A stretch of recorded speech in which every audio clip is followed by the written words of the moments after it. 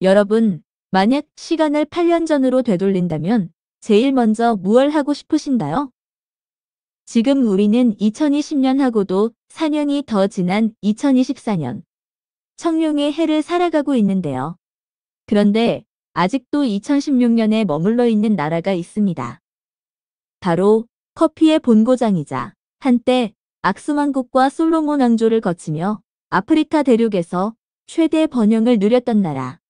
그리고 한국전쟁 당시 대한민국의 파병을 가장 먼저 지지했던 나라. 에티오피아입니다. 에티오피아는 전 세계적으로 사용하는 그레고리력 대신 에티오피아 정교회에 기반을 둔 자체 역법을 사용하고 있는데요. 그레고리력은 기원전 46년 로마의 장군이자 정치가였던 율리우스 카이사르가 시행한 율리우스력에서 기원하고 있죠. 율리우스력은 1년을 365일로 계산하고 4년마다 하루가 더해지는 윤년으로 구성된 역법 체계인데요. 이렇게 되면 1년의 평균 길이는 365.25일이 되지만 16세기경 지동설을 주장했던 코페르니쿠스가 실제 태양연값이 약 365.241이란 사실을 밝혀내면서 그 오차가 1000년에 걸쳐 누적된 결과 실제 날짜보다 10일이 빨라진 사실을 알게 되죠. 그 때문에 부활절과 절기가 맞지 않는 문제가 발생하자 당시 교황이던 그레고리우스 13세는 빨라진 10일만큼의 날짜를 삭제한 후 오차의 범위를 더욱 좁힌 그레고리력을 도입하였고 그 결과 대부분의 가톨릭 국가들이 이를 채택하면서 전 세계로 퍼지게 되는데요. 하지만 가톨릭이 아닌 정교회를 믿는 러시아는 그레고리력을 받아들이지 않고 계속 율리우스력을 고집한 까닭에 우리에게 잘 알려진 러시아의 2월 혁명과 10월 혁명이 그레고리력으로 환산하면 각각 3월과 11월이 되는 우픈 현상이 발생하기도 하죠. 마찬가지로 에티오피아 역시 종교적인 문제로 그레고리력을 받아들이지 않았는데요. 에티오피아는 특이하게 그리스 정교의 토속 문화가 짬뽕되면서 만들어진 계제 달력이란 고유의 역법을 사용하고 있는데 이를 이해하기 위해서는 에티오피아의 역사와 종교 변천사를 함께 살펴볼 필요가 있습니다. 기원전 250만 년 전 태초의 인류로 추정되는 오스트랄로피테쿠스의 화석이 발견되면서 지구상에서 가장 오래된 인류의 발상지로 알려진 에티오피아. 이곳에 본격적으로 국가가 형성되기 시작한 건 기원전 2세기경 에티오피아 북부에 분포하던 악숨족이 건국한 악숨 왕국이 그 시초인데요. 전설에 의하면 초대왕 메넬리크 1세는 구약 성서에 나오는 솔로몬 왕과 지금의 예멘 지역에 해당하는 시바 왕국의 여왕 사이에서 태어난 것으로 전해지죠. 이후 악숨 왕국은 북쪽으로는 수단, 동쪽으로는 예멘까지 영토를 확장하였고 홍해를 사이에 두고 무역 강국으로 번영을 누리게 되는데요. 당시 로마 제국 영토인 이집트와 국경을 맞대고 있던 악숨 왕국은 4세기경 로마 제국이 기독교를 전파하자 솔로몬의 후예를 자처하며 비교적 빠르게 기독교를 흡수하게 되죠.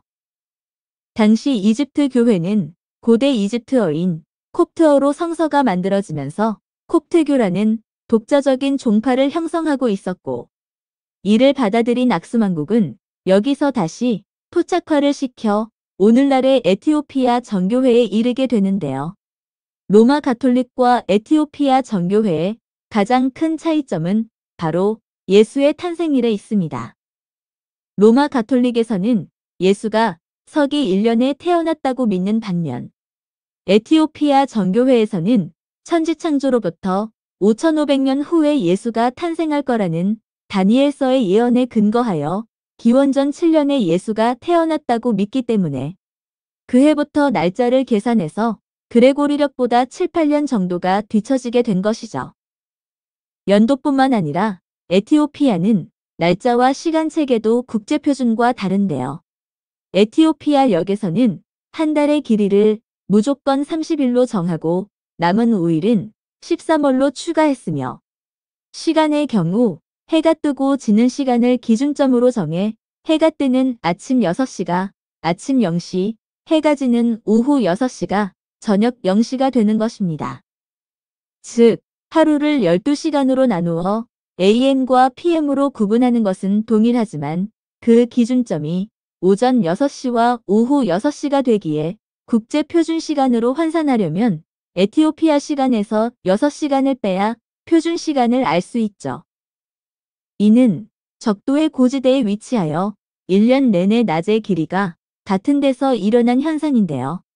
에티오피아가 이토록 독특한 역법 체계를 유지할 수 있었던 건 해발 1000m 이상의 고원지대에 고립되어 있는 위치도 한몫하겠지만 아프리카 대륙에서 유일하게 식민 지배를 받지 않은 까닭에 1600년이 넘는 전통을 지켜올 수 있었던 것이죠. 하지만 이러한 에티오피아의 제국 시절도 하일레 셀라시의 황제를 마지막으로 쇠락의 길을 걷기 시작하는데요. 에티오피아 최초로 상문법을 제정하고 노예제도를 폐지했으며 1차 세계대전이 끝난 후 국제연맹에도 가입하는 등 국력을 키워가던 셀라시의 황제는 2차 대전이 발발하기 전 이탈리아의 무솔리니 군대에 침공당하자 국제연맹의 도움을 요청하지만 외면당하는 아픔을 겪었고 그 때문에 한국전쟁이 발발했을 당시 냉전관계의 이해득실을 따지지 않고 한국이 침략당했다는 이유만으로 가장 먼저 파병을 지지하기도 했죠. 하지만 이러한 업적에도 불구하고 경제 개발에 실패하자 맹기스투 마리암이 군부 쿠데타를 일으키며 에티오피아는 공산국가가 되고 에리트레아를 비롯한 인근 국가들과의 국경 분쟁과 소수부족 탄압으로 인한 내란이 끊이지 않으면서 에티오피아는 달력에 뒤처진 날짜만큼 세계 최빈국으로 전락하게 되는데요. 한때 아프리카와 서아시아 사이에서 무역 교역로로 번영을 누렸고 세계에서 세 번째로 기독교를 받아들이며 유일무이한 종교와 역법 체계를 보유한 나라.